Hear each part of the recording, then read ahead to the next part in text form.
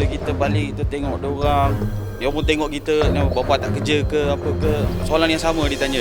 Sekarang kita berhenti pun dia cakap, orang muda lah, orang tua tak nak lah. Belum kerja kan, malu mau keluar rumah.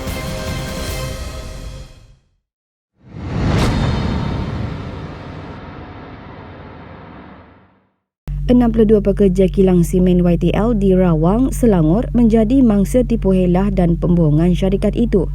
Mereka kesal kerana YTL Simen cakap tidak serupa bikin apabila bertindak menamatkan perkhidmatan mereka sesudah berjanji tidak akan berbuat demikian.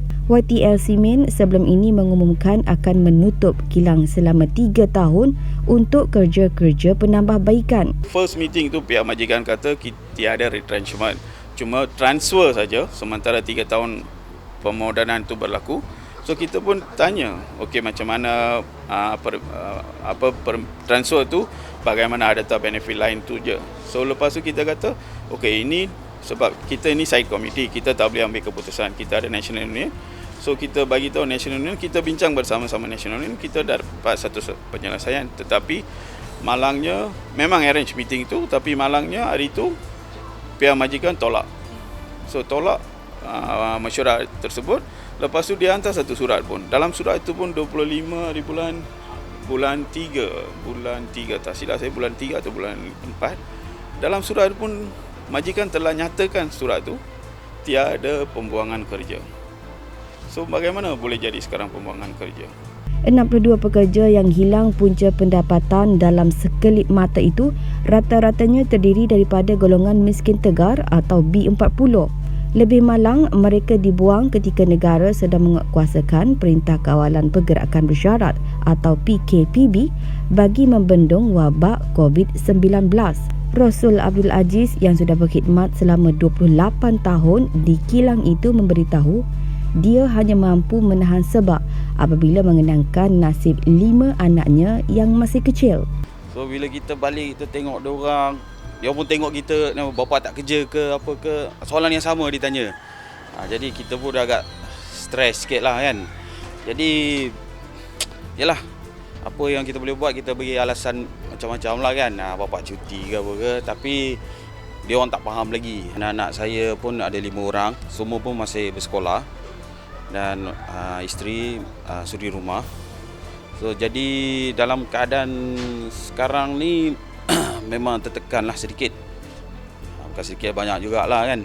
Jadi kita harap pihak syarikat dapatlah mengambil kita kerja ni balik sebab kita orang semua ni nak kerja. Nasib yang sama turut dikongsi rakannya Vincent Munusami yang sudah 7 tahun berkhidmat di kilang simen itu. Vincent bukan sahaja perlu menyara isteri dan 2 anaknya, malah dia turut menjaga bapanya yang sudah tua serta 2 orang anak saudaranya. Justru hilang pekerjaan begitu meresahkan hatinya. Dekat 4-5 bulan duduk rumah, main susah masa itu. Kereta bayar, rumah bayar, macam-macam ada.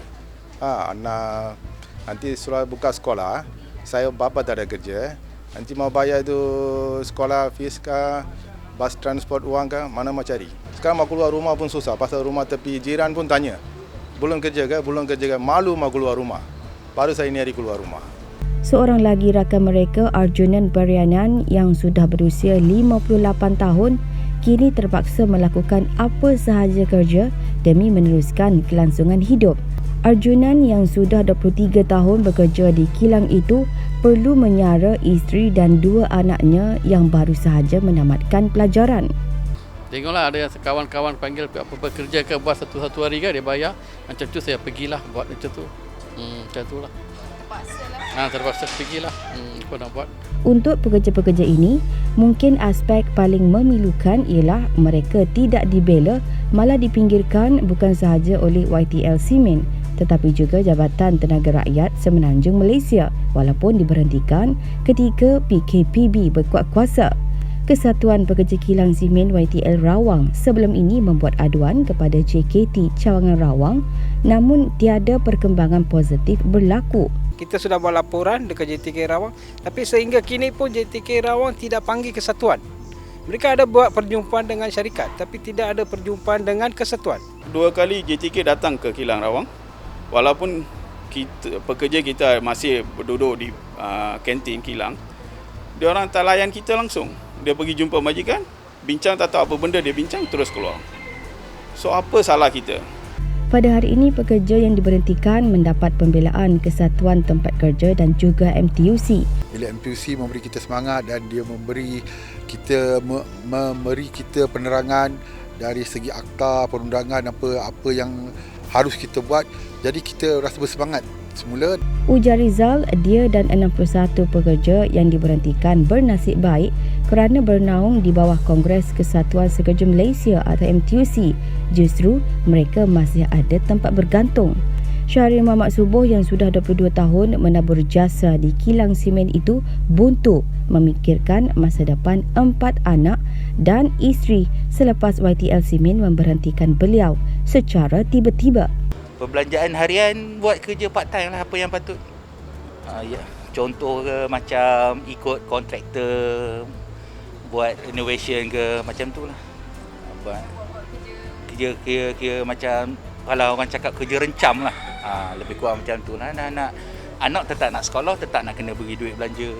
Lepas tu kalau dia tak sekolah pun, sekarang zaman tak sekolah lagi tak buka, tetap nak beri makan semua benda.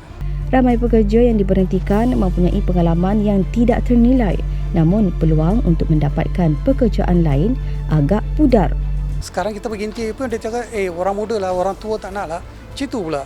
Susah. Semua memang dah kena dah. Semua rasa hanya dia orang meluahkan saja. Rasa hati tu memang nak keluar air mata pun tak ada lah. Tapi apa nak buat, bila tiba-tiba dia orang kata diberhentikan kerja, blank lah semua. Kerana anak saya sulung pun baru berumur 15 tahun. So yang kedua 12 tahun. Satu PT3, lagi satu UPSR. Yang ketiga 8 tahun. Tiba-tiba bila majikan buat tindakan pemberhentian kerja ni, memanglah impak saya betul-betul kena kerana anak masih kecil. Setakat hari ini, pihak YTL hanya mengadakan satu rundingan dengan pihak Kesatuan Kebangsaan Industri Simen dan MTUC pada Mei lalu. Sehari selepas mesyuarat itu, pekerja-pekerja diberikan surat pemberhentian kerja dan pihak YTL enggan menerima sebarang cadangan penyelesaian oleh pihak kesatuan. Pekerja-pekerja ini masih menunggu pembelaan daripada Jabatan Tenaga Rakyat apabila mendakwa pihak syarikat melanggar Akta Pekerjaan dengan membuang pekerja-pekerja tempatan, sebaliknya mengekalkan pekerja asing. Pemberhentian pekerja pada ketika tempoh penguatkuasaan PKPB disifatkan MTUC sebagai satu contoh jelas penganiayaan terhadap pekerja-pekerja miskin tegar oleh sebuah syarikat gergasi.